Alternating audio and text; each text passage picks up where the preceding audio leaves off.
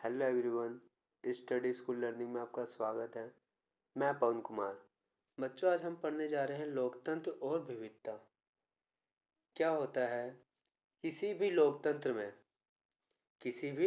लोकतंत्र में कौन कौन सी विविधता आती है और इन विविधताओं से लोकतंत्र में कैसे निपटा जाता है, आज हम इस चैप्टर के माध्यम से पढ़ेंगे।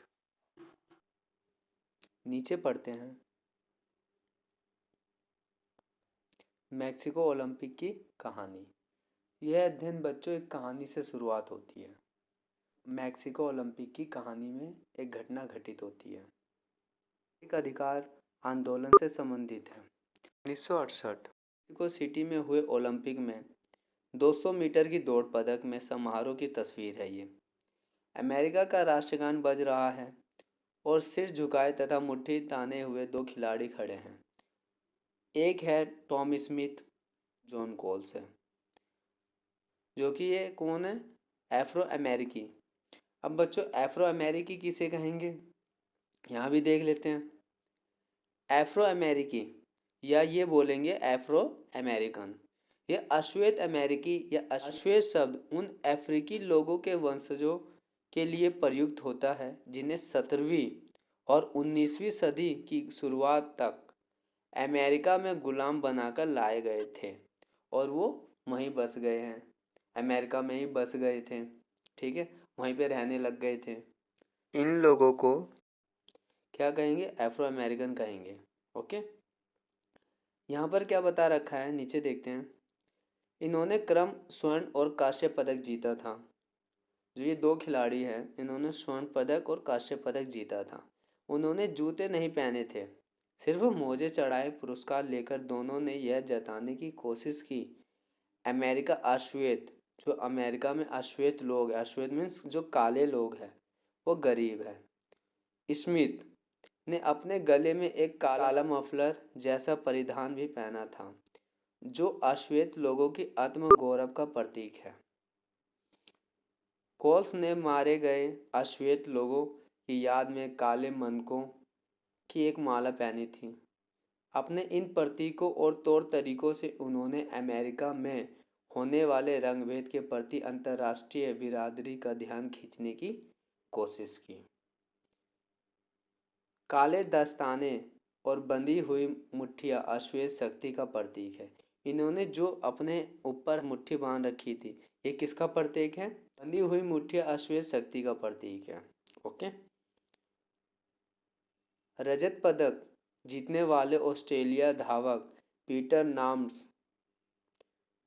ने पुरस्कार समारोह में अपनी जर्सी पर मानवाधिकार का बिल्ला लगाकर इन दोनों अमेरिकी खिलाड़ियों के प्रति अपना समर्थन जताया।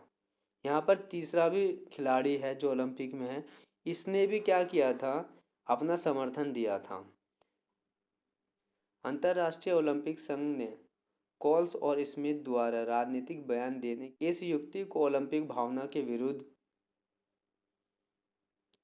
बताते हुए उन्हें दोषी करार दिया और उनके पदक क्या कर लिए? वापस ले लिया गया था। और नार्म को भी अपने फैसले की कीमत चुकानी पड़ी और अगले ओलंपिक में उन्हें ऑस्ट्रेलिया की टीम में जगह नहीं दी गई थी। पर इनके फैसलों में अमेरिका में बढ़ते नागरिक अधिकार आंदोलन के प्रति दुनिया का ध्यान खींचने में सफलता पाई। हाल में ही सेन होज स्टेट यूनिवर्सिटी ने, जहां इन दोनों ने पढ़ाई की थी, इन दोनों का अभिनंदन किया और विश्वविद्यालय के भीतर उनकी मूर्ति लगवाई। जब 2006 में नाम की मौत हुई तो उनकी अर्थी को कंधा देने वाले स्मिथ और कोल्स भी थे। ओके बच्चों, समझ में आया? यहाँ देखते हैं 2005 में सैन होज स्टेट यूनिवर्सिटी में स्मिथ और कोल्स के विरुद्ध प्रदर्शन के प्रतीक के रूप में एक 20 फीट ऊंची मूर्ति लगवाई। बच्चों ये भी पढ़ लेते हैं साइड में जो है। अमेरिका में नागरिक अधिकार आंदोलन 1954 से 1968 घटना और सुधारों आंदोलन का एक सिलसिला जिसका उद्देश्य अफ्रो अमेरिकी लोगों के विरुद्ध होने वाले नस्ल भेदभाव को मिटाना था, जो कि 1954 से 1968 तक जो चला वो किसके आधारित पे विरोध चला? नस्ल भेद को मिटाने के लिए ये आंदोलन चला। मार्टिन लूथर किंग जूनियर की अगुवाई में लड़े गए इस आंदोलन का स्वरूप पूरी तरह से अहिंसक था। इसने नस्ल के आधार पर भेदभाव करने वाले कानून और व्यवहार को समाप्त करने की मांग उठाई, अतः ये सफल भी हो गए। ओके, समझ में आ गया? नीचे देखते हैं, यहाँ दे रखा आश्वेत शक्ति आंदोलन। यह आंदोलन 1967 में उभरा और 1975 तक चलता रहा। नस्लवाद को लेकर इस आंदोलन का रवैया ज़्यादा उग्र था। इसका मानना था कि अमेरिका से नस्लवाद मिटाने के लिए हिंसा का सहारा लेने में भी हर्ज नहीं है। ओके बच्चों, अब नीचे देख लेते हैं, नीचे पढ़ते हैं। बेल्जियम में अलग अलग इलाके में रहने वाले लोग अलग अलग भाषाएं बोलते हैं। श्रीलंका में यह बंटवारा भाषाएं और क्षेत्र दोनों आधारों पर दिखाई देता है। इस प्रकार हर समाज में सामाजिक विविधता अलग अलग रूप में सामने आती है। मतलब बच्चों ये बताने की कोशिश की गई है कि कोई सा भी देश हो, चाहे वो देश छोटा हो चाहे वो देश बड़ा हो, वहाँ पर असमानताएं या कुछ न कुछ भेदभाव की उत्पत्ति होती ही है, चाहे वो छोटा सा देश क्यों ना हो। यहाँ एग्जाम्पल ले रखा है बेल्जियम की या श्रीलंका की। ओके, अब नीचे पढ़ते हैं। समाज की भेदभाव की उत्पत्ति। ये भेदभाव की उत्पत्ति था अमीर गरीब की, ये मानव द्वारा ही रचित है। ओके, ये मानव ही अपना गैपिंग बनाता है अमीर और गरीब की। भेदभाव की उत्पत्ति समाज में ही शुरुआत से उत्पन्न होती है। ओके, आइए और डीपली से समझते हैं। पहला पॉइंट क्या दे रखा है, अगर ये एग्जाम में आ जाए सामाजिक भेदभाव की उत्पत्ति, तो आपको पहला पॉइंट में यही लिखना है, सामाजिक विभाजन अधिकांश जन्म पर आधारित होता है। जो मैंने बताया है कि जन्म के आधार पर अगर कोई व्यक्ति अमीर के घर पैदा होता है तो भाई उसका तो गैपिंग तो होगा नहीं, क्योंकि वो अमीर के घर पैदा हुआ है ना, उसका भेदभाव होगा नहीं। वो कहीं पे भी जाएगा तो उसका एक रुतबा होगा, है ना। और जो दूसरा व्यक्ति है वो गरीब के घर पैदा हुआ, ओके, पहली बात उसके पास ढंग के कपड़े नहीं होंगे, ठीक है, कहीं जाएगा तो भेदभाव का एहसास होगा कि हाँ मैं मतलब गरीब व्यक्ति हूँ। तो जो ये भेदभाव का उत्पत्ति जो होता है ना, वो समाज ही शुरुआत करता है, सामाजिक भेदभाव से ही शुरुआत होती है। और ये शुरुआत बहुत गहरी होती चली जाती है, जो कि एक आंदोलन का रूप ले लेती है। ओके बच्चों, समझ में आया? इस आधार पर किसी खास समुदाय के सदस्य हो जाते हैं कि हमारा जन्म उस समुदाय के एक परिवार में हुआ होता है। जन्म पर आधारित सामाजिक विभाजन का अनुभव हम अपने दैनिक जीवन में लगभग रोज करते हैं। दूसरा पॉइंट क्या लिखोगे बच्चों, हम अपने आसपास देखते हैं कि चाहे कोई स्त्री हो या पुरुष, लंबा हो या छोटा, सबकी चमड़ी का रंग अलग अलग है, उसकी शारीरिक क्षमता अक्षमताएं अलग अलग है। ओके, बहरहाल सभी किस्म के सामाजिक विभाजन सिर्फ जन्म पर आधारित नहीं होते। कुछ चीज़ें हमारी पसंद या चुनाव के आधार पर भी तय होती है। कई लोग अपने माँ बाप और परिवार से अलग अपनी पसंद का भी धर्म चुन लेते हैं।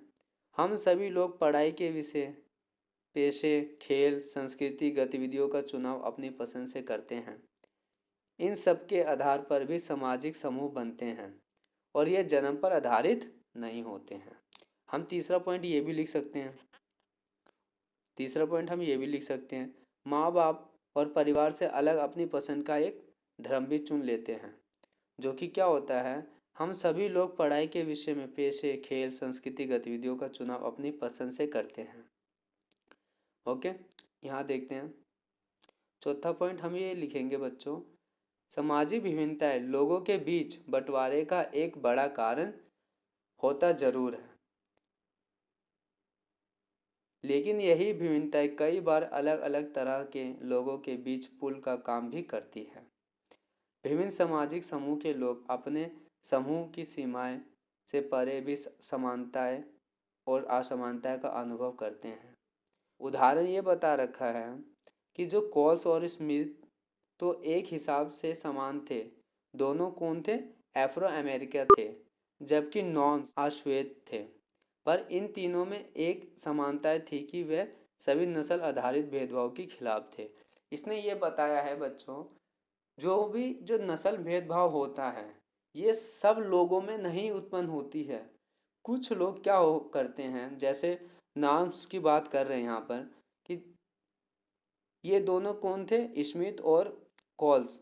ये तो अफ्रो अमेरिकी थे।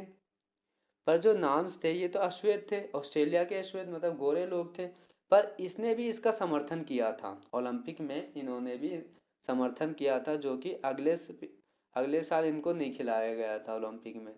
तो ये समाज में जो उत्पत्ति होती है ये कुछ लोग ही करते हैं, ऐसा नहीं है कि सारे लोग करते हैं, नहीं।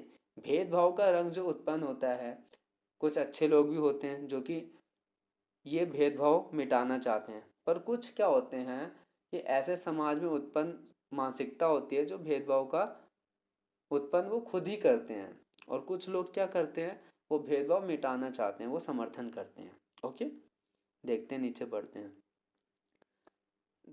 अक्सर यह देखा जाता है कि धर्म को मानने वाले लोग खुद को एक ही समुदाय का सदस्य नहीं मानते, क्योंकि उनकी जाति या उनका पंथ अलग होता है।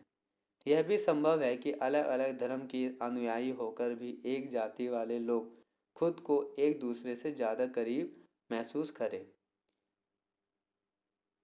एक ही परिवार के अमीर और गरीब ज़्यादा घनिष्ठ संबंध नहीं रख पाते, क्योंकि सभी अलग अलग तरीके से सोचने लगते हैं। ओके, ये हमने पढ़ लिया बच्चों। इससे पहले हम कार्टून देख लेते हैं। इस कार्टून में बच्चों एक व्यक्ति है जो कि उसका हाथ श्वेत है। उसका हाथ क्या है? श्वेत है, जो कि इसके हाथ में क्या है? कुल्हाड़ी है। और ये क्या हाथ दे रखा है यहाँ पर? क्या है? अश्वेत, मतलब काला रंग है। मतलब कि ये अपने हाथ को काटना चाह रहे हैं। मतलब इस कार्टून को ये देख के हम अर्थ निकाल सकते हैं कि जो अश्वेत लोग हैं, वो जो श्वेत लोग हैं वो अश्वेत लोग को देखना नहीं चाहते हैं। ओके, और रंग भेद का उत्पन्न यहीं से आरंभ होता है। ओके, इस कार्टून से बच्चों अलग अलग तर्क निकलता है। जो आपका तर्क अलग होगा, ओके, किसी और का तर्क अलग होगा, ठीक है। मतलब अर्थ एक ही निकलेगा, भेदभाव की उत्पत्ति, ठीक है। अब नीचे पढ़ते हैं सामने, विभिन्नता में सामंजस्य और टकराव। सामाजिक विभाजन तब होता है जब कुछ सामाजिक अंतर दूसरे अनेक विभिन्नताओं के ऊपर और बड़े हो जाते हैं। ये बोल सकते हैं अमेरिका में श्वेत और अश्वेत का अंतर एक सामाजिक विभाजन भी बन जाता है, क्योंकि अश्वेत लोग आमतौर पर गरीब हैं, बेघर होते हैं, भेदभाव का शिकार सहना पड़ता है। हमारे देश में भी दलित आमतौर पर गरीब और भूमिहीन हैं, उन्हें भी अक्सर भेदभाव और अन्यों का शिकार होना पड़ता है। जब एक तरह से सामाजिक अंतर अन्य अंतरों से ज़्यादा महत्वपूर्ण बन जाता है तो लोगों को यह महसूस होने लगता है कि वे दूसरे समुदाय के हैं, तो इससे एक सामाजिक विभाजन की स्थिति पैदा हो जाती है। ओके बच्चों, ये बोला गया है कि जो समुदाय है, मतलब जो जातियाँ है, वो क्या होता है, लोगों को यह महसूस होने लगता है कि वे दूसरे समुदाय के हैं, तो इससे एक सामाजिक विभाजन की स्थिति पैदा हो जाती है। अगर एक सी सामाजिक असमानताएं कई समूह में मौजूद हो तो फिर एक समूह के लोगों के लिए दूसरे समूह से अलग पहचान बनाना मुश्किल हो जाता है। इसका मतलब यह है कि किसी एक मुद्दे पर कई समूह के हित एक जैसा हो जाते हैं, जबकि किसी दूसरे मुद्दे पर उनके नज़रिए में अंतर हो सकता है। जैसे कि उत्तरी आयरलैंड और नीदरलैंड का उदाहरण लें। ये दोनों ही ईसाई मुल्क हैं। ओके बच्चों, उत्तरी आयरलैंड और नीदरलैंड ये दोनों क्या हैं? ईसाई मुल्क हैं। लेकिन यहाँ के लोग प्रोटेस्ट और कैथोलिक खेमे में बटे हैं।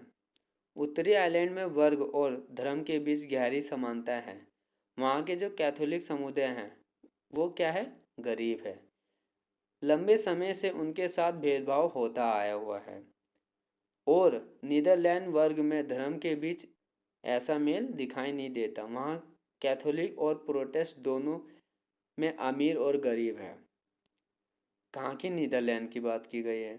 नीदरलैंड में क्या है, कैथोलिक और प्रोटेस्ट दोनों क्या है, अमीर और गरीब है। नीचे देखते हैं।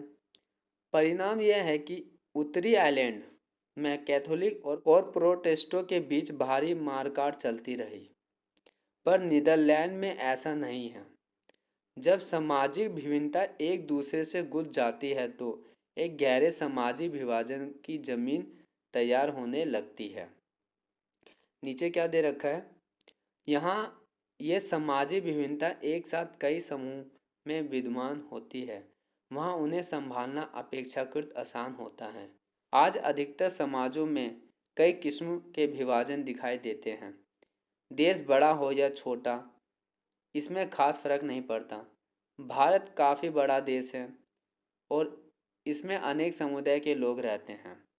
बेल्जियम छोटा देश है पर वहाँ भी अनेक समुदाय के लोग रहते हैं।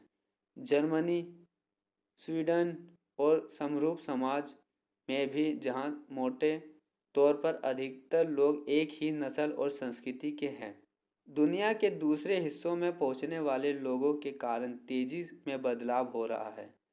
ऐसे लोग अपने साथ अपनी संस्कृति लेकर पहुँचते हैं, उनमें अपना अलग अलग समुदाय बनने की प्रकृति होती है।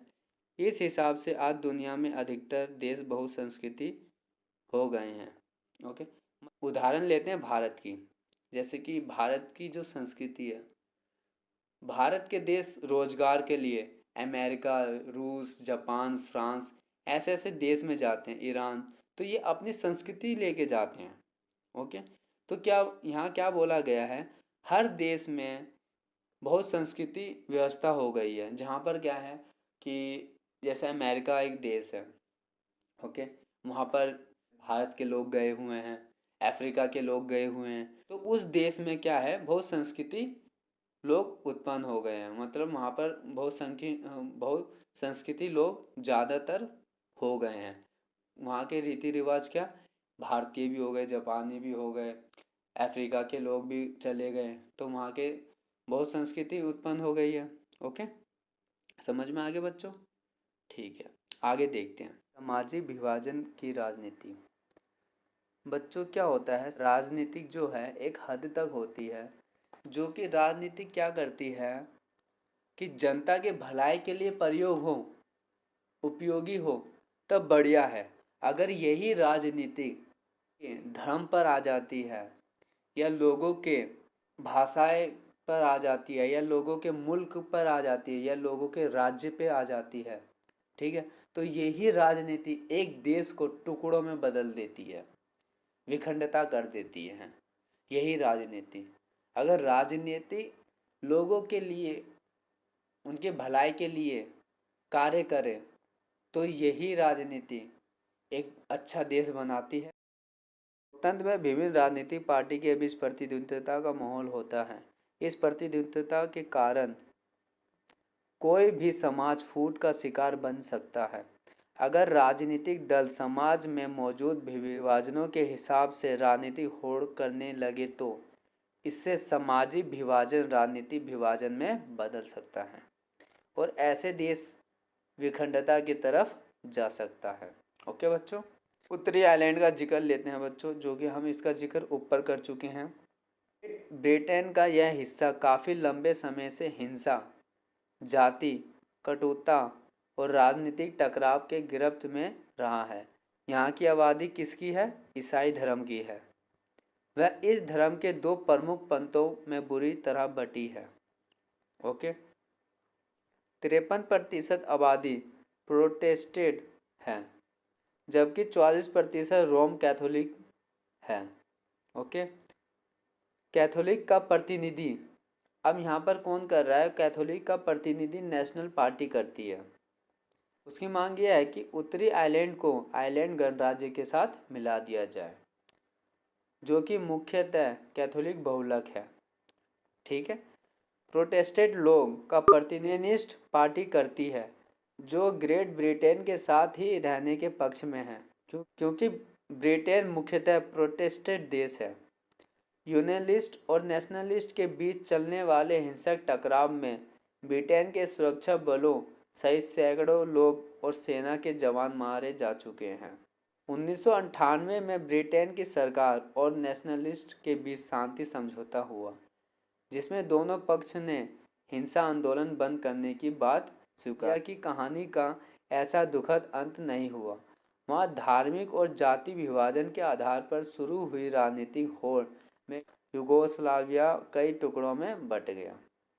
ओके बच्चों, नीचे देखते हैं, नीचे पढ़ते हैं। लोकतंत्र में राजनीतिक दलों के लिए सामाजिक विभाजन की बात करना तथा विभिन्न समूह के अलग अलग वायदे करना बड़ी स्वाभाविक बात है। राजनीतिक में क्या होता है, तब इलेक्शन होता है तो नेता लोग क्या करते हैं, बड़े बड़े वादे करते हैं जो कि बाद में निभाए नहीं जाते हैं। ठीक है ना, ये सत्य है। ओके, ये आगे देखते हैं। विभिन्न समुदाय को उचित प्रतिनिधित्व देने का प्रयास करना और विभिन्न समुदायों की उचित मांगों और जरूरतों को पूरा करने वाली नीति बनाना भी इसी कड़ी का हिस्सा है। अधिकतर देशों में मतदान के स्वरूप और सामाजिक विभाजन के बीच एक प्रत्यक्ष संबंध दिखाई देता है। क्या तहत एक समुदाय के लोग आमतौर पर किसी एक दल को दूसरे के मुकाबले ज़्यादा पसंद करता है। ये स्वाभाविक है। अगर इलेक्शन में दो पार्टी मजबूत दिख रही है या हाँ ये नेता देश के लिए कुछ कर सकता है, ये जो ये वादे कर रहा है ये पूरा कर सकता है, उसको जनता वोट देती है और वोट देने के बाद उसको जितवाती है। ओके, आगे देखते हैं। यहाँ क्या दे रखा है बच्चों, 3 आयाम। पहला आयाम पढ़ लेते हैं। लोगों में अपनी पहचान के प्रति आग्रह की भावना। अगर लोग खुद को सबसे विशिष्ट और अलग मानने लगे तो उनके लिए दूसरों के साथ तालमेल बिठाना बहुत मुश्किल हो जाता है। ये सत्य है। एग्जाम्पल के लिए यहाँ पर क्या लिया है उदाहरण, आयरलैंड का। यहाँ प्रोटेस्टेंट या कैथोलिक के तौर पर देखते रहेंगे तब उनका शांत करना संभव नहीं हो पाएगा। ओके, अगर लोग अपने बहुस्तरीय पहचान के प्रति सचेत हैं और उन्हें राष्ट्रीय पहचान का हिस्सा या सहयोगी मानते हैं तब कोई समस्या नहीं होती। जैसे कि बेल्जियम। ओके, बेल्जियम अधिकतर लोग खुद को क्या बेल्जियम मानते थे। ऐसे ही भारत देश है जो कि यहाँ विभिन्न तरह के लोग रहते हैं, समुदाय के लोग रहते हैं, पर भारतीय के अंदर एक गुण पाया जाता है। ओके, क्या यहाँ के लोग हैं ना, समुदाय सबसे पहले अपने आप को भारतीय मानते हैं। ओके, फिर किसी क्षेत्र, प्रदेश, भाषाई समूह, धार्मिक और सामाजिक समुदाय के सदस्य मानते हैं। ओके, सबसे पहले क्या मानते हैं, भारतीय, अपने आप को भारतीय मानते हैं। दूसरा आयाम पढ़ लेते हैं। किसी समुदाय की मांगों की राजनीतिक दल कैसे उठा रहे हैं। संविधान के दायरे में आने वाली और दूसरे समुदाय को नुकसान न पहुंचाने वाली मांगों को मान लेना आसान है। श्रीलंका में श्रीलंका केवल सिंहालियों के लिए ही मांग तमिल समुदाय की पहचान और हित के खिलाफ थी। युगोस्लाविया में विभिन्न समुदाय के नेता ने अपने जाति समूह के तरफ से ऐसे मांग रख दी जिन्हें एक देश की सीमा के भीतर पूरा करना असंभव हो जाता है। ओके बच्चों, तीसरा आयाम से पहले हम यहाँ पर कुछ देखते हैं। यहाँ चित्र दिखा रखा है। उत्तरी आयरलैंड के कुछ स्थानों में प्रोटेस्टेंट और कैथोलिक लोगों के समुदाय दीवार के माध्यम से बटे हैं। इस दीवार पर अक्सर कुछ न कुछ लिखा हुआ देखने को मिलता है। इस तस्वीर में भी आप यह देख सकते हैं कि आयरिश रिपब्लिकन आर्मी और ब्रिटेन की सरकार के बीच 2005 में एक समझौता हुआ था। यहाँ अंकित दीवार लेखन सामाजिक तनाव के बारे में क्या कहता है। बच्चों आप ये देख सकते हो। ओके, लंदन में 1967 में और बेलफास्ट 2005 में। ओके, ये लिखा गया है। ओके, समझ में आ गया। यहाँ पर तीसरा आयाम पढ़ते हैं। सरकार का रुख। यहाँ क्या दे रखा है, सरकार का रुख। सरकार इन मांगों पर क्या प्रतिक्रिया व्यक्त करती है। यह भी महत्वपूर्ण है। जैसे कि हमने बेल्जियम और श्रीलंका का उदाहरण देखा, हमने पहले भी चैप्टर में पढ़ा था और हमने ऊपर भी पढ़ा है। ठीक है, बेल्जियम और श्रीलंका, बेल्जियम की सरकार ने क्या किया था, बेल्जियम की सरकार ने वहाँ की कानून व्यवस्था जनता के प्रति क्या किया था, लाभदायक बना दिया था। वहाँ की कानून व्यवस्था बदल दी गई थी, वहाँ की मांगे थी जो जनता की वहाँ पूरा करने लग गए थे। ओके, वहाँ के, पर यहाँ पर श्रीलंका में क्या था, सिंहली थी और तमिल थे, जो कि सिंहली के लिए क्या, वहाँ की सरकार ने बहुत अच्छे अच्छे काम किए थे, कानून व्यवस्था अच्छी की थी, पर तमिल के लिए ऐसा नहीं किया था। ओके, अगर शासन सत्ता में साझेदारी करने का तैयार हो और अल्पसंख्यक समुदाय की उचित मांगों को पूरा करने का प्रयास ईमानदारी से किया जाए तो सामाजिक विभाजन मुल्क के लिए खतरा नहीं बनते। ओके बच्चों, समझ गए? मतलब कि जो सरकारें है होती है, हर देश की सरकारें होती है, वहाँ की जनता के लिए अच्छे काम किए जाए, वहाँ पर अच्छे समुदाय भेदभाव ना किया जाए, तो वहाँ पर कोई विभाजन या कोई कोई सामाजिक विभाजन मुल्क के लिए खतरा पैदा नहीं हो सकता। ओके, अगर शासन राष्ट्रीय एकता के नाम पर किसी ऐसे मांग को दबाना शुरू कर देते हैं, अक्सर उल्टे ही नुकसानदायी परिणाम ही निकलते हैं। समझ में आ गया? जैसे कि हमने एग्जाम्पल किसका पढ़ा था, हमने भूगोसलियावाद। ओके, समझ में आ गया? नीचे देखते हैं, यहाँ चित्र दे रखा है जोश, जो कि क्या दे रखा है, काला सफ़ेद। काला सफ़ेद मतलब कि ये क्या है, यहाँ पर क्या दे रखा है, एकता का स्वरूप दे रखा है। आधा क्या देख रहे हैं, यहाँ काला है और आधा यहाँ क्या है, सफ़ेद है। तो यहाँ नस्लवाद की मतलब भेदभाव की उत्पत्ति यहाँ पर होती है। ओके, नीचे देखते हैं, इस तरह की किसी देश के सामाजिक विभिन्नताओं पर जोर देने की बात को हमेशा खतरा मानकर नहीं चलना चाहिए। मतलब कि जो जनता की मांगे होती है वहाँ पूरी होगी तो वहाँ पर कोई खतरा नहीं है। ओके, वहाँ पर जनता की जो मांगे पूरी हो रही है तो वहाँ कोई खतरा ही उत्पन्न नहीं होगी। ठीक है, तो यहाँ पर क्या दे रखा, लोकतंत्र में सामाजिक विभाजन की राजनीतिक अभिव्यक्ति एक समानता बात है और यह एक स्वस्थ राजनीतिक का लक्षण भी हो सकता है। इसी से विभिन्न छोटे सामाजिक समूह हाशिए पर पड़ी जरूरतों पर परेशानी को जाहिर करते हैं। अगर सरकार का ध्यान अपनी तरफ खींचते हैं, राजनीति में विभिन्न तरह के सामाजिक विभाजनों के अभिव्यक्ति ऐसे विभाजन के बीच संतुलन पैदा करने का काम भी करती है। ठीक है, राजनीतिक पार्टी है। ठीक है, राजनीतिक पार्टी क्या करती है, इलेक्शन टाइम में वो जनता से बहुत सारे वादे करती है। अरे धीरे धीरे वो वादे निभाती है तो वहाँ पर क्या होता है, कोई विभाजन का स्वरूप नहीं दिखना पड़ता, क्योंकि क्या करती है राजनीतिक पार्टी, उनके वादे या इच्छा पूरी करती है। तो इस स्थिति में लोकतंत्र वहाँ पर क्या होता है, मजबूत होता है। उन्हें अन्य से संघर्ष भी करना पड़ता है। ऐसे लड़ाई अक्सर लोकतांत्रिक रास्ता ही अख्तियार करती है। लोग शांतिपूर्ण और संवैधानिक तरीकों से अपनी मांगों को उठाते हैं और चुनाव के माध्यम से उनके लिए दबाव बनाते हैं। वही चीज़ इलेक्शन में लोग अपनी मांगे क्या करते हैं, मंगवाते हैं। वो बोलते हैं हमारी ये मांगे हैं, अगर आप पूरा करोगे तो हम आपको जितवाएंगे।